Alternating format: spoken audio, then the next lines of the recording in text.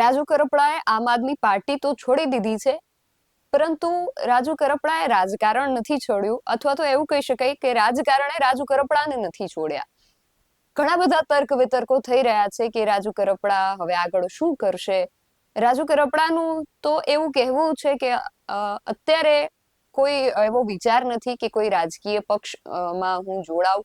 અત્યાર પૂરતો હું વિચારું છું, મારા સ્નેહીજનોને, ખેડૂતો સાથે હું વિચાર વિમર્શ કરી રહ્યો છું ને કઈ પાર્ટીમાં જોડાવું કે ન જોડાવું એના વિશે હું ભવિષ્યમાં નિર્ણય લઈશ. ને હાલ પૂરતો હું એક ખેડૂત નેતા તરીકે ખેડૂતો માટે કામ કરતો રહીશ, એવું રાજુ કરપડાનું કહેવું છે. પરંતુ અન્ય જગ્યાએ સોશિયલ મીડિયામાં, બજારમાં જે તર્કો વિતર્કો ચાલી રહ્યા છે કે રાજુ કરપડા કોંગ્રેસમાં જોડાઈ શકે છે, ઘણાનું એવું માનવું છે કે રાજુ કરપડા ભારતીય જનતા પાર્ટીમાં જોડાઈ શકે છે. આ બધી શક્યતાઓ, આ બધી અટકળોની વચ્ચે એક સમાચાર એવા સામે આવી રહ્યા છે કે આગામી 2 કે 3 દિવસની અંદર રાજુ કરપડા કેસરિયા કરી શકે છે. આવા સમાચાર સામે આવવાનું શું કારણ હોઈ શકે છે, એની શું શક્યતાઓ છે, એની આ વાતમાં તથ્ય કેટલું હોઈ શકે છે, તેના વિશે ચર્ચા કરીએ આજના અહેવાલમાં. જય હિન્દ. BSN TV ન્યૂઝ પર આપની સાથે હું છું નિધિ ગઢવી.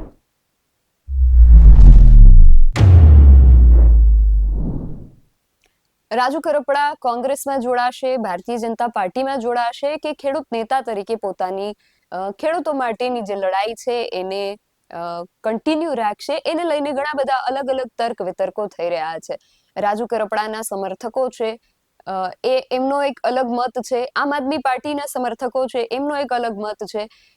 ભાજપ અને કોંગ્રેસ પણ પ્રયત્નો કરી રહી છે કે રાજુ કરપડા જેવા લડાયક નેતા એમના પક્ષમાં જોડાય. બંને પક્ષ તરફથી ખુલ્લું આમંત્રણ રાજુ કરપડાને આપવામાં આવ્યું છે. કોંગ્રેસ તરફથી પણ ઘણા બધા પ્રયાસો થઈ રહ્યા છે.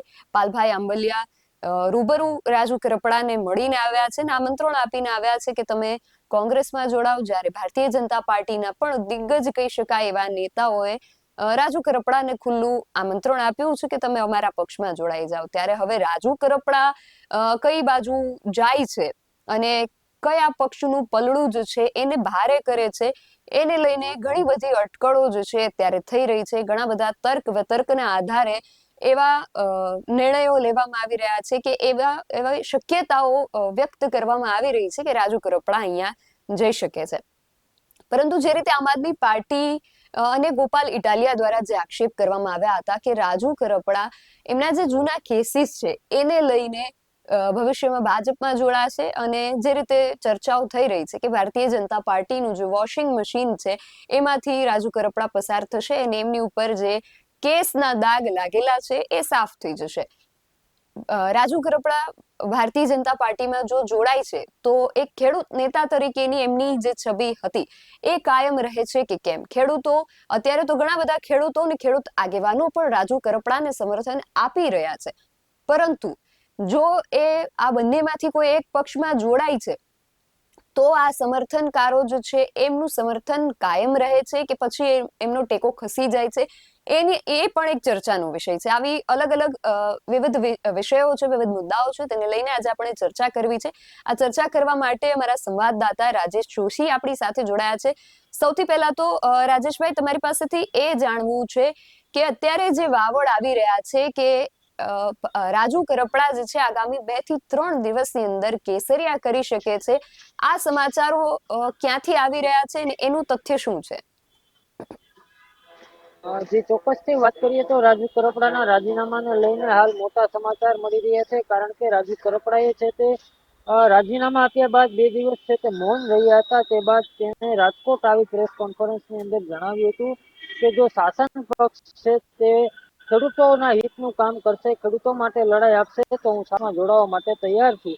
ત્યારે હવે જે રીતે સૂત્રોમાંથી જે સમાચાર મળી રહ્યા છે તેના આધારે આગામી 20 ફેબ્રુઆરીના દિવસે ભારતીય જનતા પાર્ટીના રાષ્ટ્રીય અધ્યક્ષ નીતિન નવીન જ્યારે ગુજરાત પ્રવાસે આવી રહ્યા છે, ત્યારે ચોક્કસપણે એવા સમાચાર મળી રહ્યા છે કે રાજુ કરપડા છે તે 20 ફેબ્રુઆરીના દિવસે નીતિન નવીનના હાથે છે તે કેસરીઓ ધારણ કરશે. કારણ કે આ સમાચાર જે મળી રહ્યા છે, નીતિન નવીન કે જે આવનારી 20 ફેબ્રુઆરીના દિવસે ગુજરાતના 3 દિવસના પ્રવાસે આવી રહ્યા છે, ત્યારે રાજુ કરપડા છે તે ભારતીય જનતા પાર્ટીમાં જોડાઈ શકે છે તેવી શક્યતાઓ દેખાઈ રહી છે. કારણ કે આ રાજુ કરપડાના રાજીનામા બાદ અનેક તર્ક વિતર્કો છે તે સામે આવ્યા હતા અને જે રીતે કહી શકાય કે આમ આદમી પાર્ટીમાં એક ભંગાણ દેખાયું હતું અને રાજકીય ગુજરાતના રાજકારણની અંદર મોટી ચર્ચાઓ જ્યારે આમ આદમી પાર્ટીના નેતાઓ પર રાજુ કરપડાએ આક્ષેપ લગાવ્યા હતા. ત્યારબાદ આમ આદમી પાર્ટીના નેતાઓ દ્વારા પણ રાજુ કરપડા પર અનેક આક્ષેપો લગાડવામાં આવ્યા હતા. જે રીતે વાત કરીએ તો ગોપાલ ઇટાલિયાના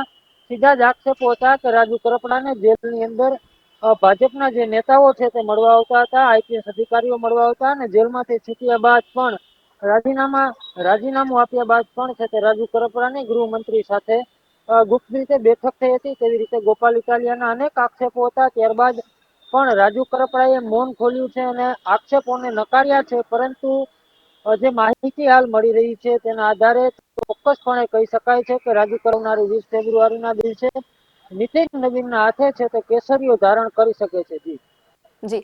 અને રાજેશભાઈ, ખાસ એ પણ જાણવું છે કે રાજુ કરપડાએ જ્યારે રાજીનામું આપ્યું હોય પછી ઘણા બધા ખેડૂતો અને ખેડૂત આગેવાનો એમના સમર્થનમાં આવ્યા હતા. પરંતુ જો રાજુ કરપડા ભારતીય જનતા પાર્ટીમાં જોડાય છે તો એમને આ જે ખેડૂતો અને ખેડૂત આગેવાનો એમનો જે ટેકો છે એ કાયમ રહેશે કે પછી એમાં કોઈ પરિસ્થિતિ ડામાડોળ થઈ શકે છે? જી નિધિ, ચોક્કસથી વાત કરીએ તો જે રીતે તમે વાત કરી કે જો રાજુ કરપડા ભારતીય જનતા પાર્ટીમાં જોડાશે તો જે રીતે ગોપાલ ઇટાલિયા આક્ષેપ કરે છે કે તે ભારતીય જનતા પાર્ટીની જે સ્ટ્રેટેજી છે કે જે ઉપરથી એને સ્ક્રિપ્ટ આપવામાં આવે છે તે પ્રમાણે તે ભાષણ કરતા હોય છે. તો જે ભારતીય જનતા પાર્ટીમાં રાજુ કરપડા જોડાશે તો કઈ રીતનું ખેડૂત આંદોલનો કરશે.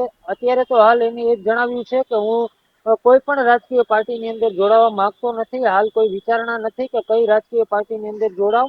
કારણ કે રાજુ કરપડાને જે રીતે વાત કરવામાં આવે તો રાજુ કરપડાને દિલ્હીમાંથી પણ કોંગ્રેસ દ્વારા છે તે આમંત્રણ પાઠવવામાં આવ્યું છે અને ભારતીય જનતાના અમુક નેતાઓ છે તે પણ તેમને મળવા આવ્યા હતા.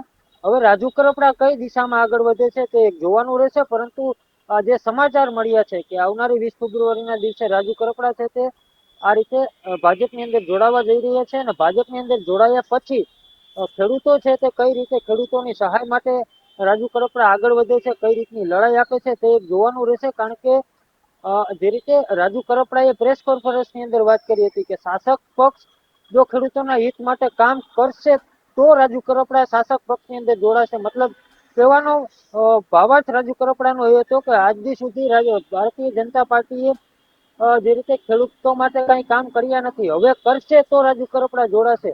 અને રાજુ કરપડા જોડાયા બાદ ભારતીય જનતા પાર્ટી કે રાજુ કરપડા ખેડૂતો માટે કામ કરે છે કે નહીં તે પણ એક જોવાનું રહેશે. જી રાજેશભાઈ, આપ અમારી સાથે જોડાયા તે બદલ આપનો ખૂબ આભાર. રાજુ કરપડા હવે કયા પક્ષમાં આગળ જાય છે? કારણ કે રાજુ કરપડાની જે છબી છે ખેડૂતોનું ખૂબ એમને સમર્થન મળી રહ્યું છે. એ મુજબ જે પણ પક્ષમાં રાજુ કરપડા જાય છે ત્યાંનું પલડું ચોક્કસથી ભારે થઈ શકે એવું આપણે કહી શકીએ. અને ઘણા બધા ખેડૂત આગેવાનો, આપણે પરેશ ગોસ્વામી સહિતના ખેડૂત આગેવાનો છે એમને પણ સાંભળ્યા હતા. એમનું એવું જ કહેવું હતું કે રાજુ કરપડાએ આમ આદમી પાર્ટીમાંથી રાજીનામું આપી દીધું છે એનો અર્થ એવો નથી કે ગદ્દાર છે.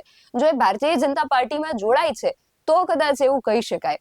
એટલા માટે અહીંયા એ એક પ્રશ્નાર્થ મોટો ઉભો છે કે જો રાજુ કરપડા ભારતીય જનતા પાર્ટીમાં જોડાય છે તો ખેડૂતોનું એમના માટેનું જે વલણ છે એ કદાચ બદલાઈ શકે છે. કારણ કે ખેડૂતો માટે રાજુ કરપડા એક લડાયક નેતા છે ને એમના જે પ્રશ્નો છે એ એની પ્રશ્નના સમાધાન માટે એ રાજુ કરપડા તરફ જોતા હોય છે અને એમની તરફ મીટ માંડતા હોય છે. એટલે એક લડાયક નેતા તરીકે જ્યારે રાજુ કરપડા આક્રમક અંદાજ સાથે ખેડૂતોના પ્રશ્નોને સત્તાની સામે ઉઠાવે છે ત્યારે ખેડૂતોની અંદર એમની લોકપ્રિયતા જે છે એ વધતી હોય છે. પરંતુ જો રાજુ કરપડા સત્તા પક્ષ સાથે જોડાઈ જાય છે અને જોડાયા બાદ પણ એમનું જે આ આક્રમક વલણ છે, એમનો જે અંદાજ છે ખેડૂતો માટે લડતા રહેવાનું એ કાયમ રહે છે કે કેમ એ આ બધા જે અલગ અલગ મુદ્દાઓ છે એના પર બધો જે મદાર છે એ મંડાયેલો છે. કારણ કે ખેડૂતો માટે તો એમના પ્રશ્નો સર્વસ્વ છે અને એ પ્રશ્નો જો રાજુ કરપડા સત્તા પક્ષમાં જોડાઈને પણ ઉઠાવતા રહે છે પક્ષની અંદર જ. અને ભારતીય જનતા પાર્ટીનું તો આ એક મોટી આવડત છે કે પક્ષની અંદર રહીને જો રાજુ કરપડા ખેડૂતોના પ્રશ્નો ઉઠાવી શકે છે તો ખેડૂતોનું એમ જે સમર્થન ને ટેકો છે એ કાયમ રહી શકે છે. અને અથવા તો જો એમનું જે વલણ છે એ જો જરા પણ નરમ પડે છે તો પછી ખેડૂતો એમને કેવું સમર્થન આપે છે, કેવો ટેકો આપે છે, એ બધા પ્રશ્નો છે ને. આ બધા પ્રશ્નોની પહેલા હાલ તો સૌથી મોટો પ્રશ્ન એ જ ઊભો છે કે આ બધું ત્યારે થાય જો રાજુ કરપડા ભારતીય જનતા પાર્ટીમાં જોડાય છે. પરંતુ અત્યારે જે રીતે સમાચારો સામે આવી રહ્યા છે મુજબ લાગી રહ્યું છે કે આગામી 20મી ફેબ્રુઆરીએ નીતિન નવીનના હાથે રાજુ કરપડા કેસરિયા કરી શકે છે. તમારું આ વિષયને લઈને શું માનવું છે?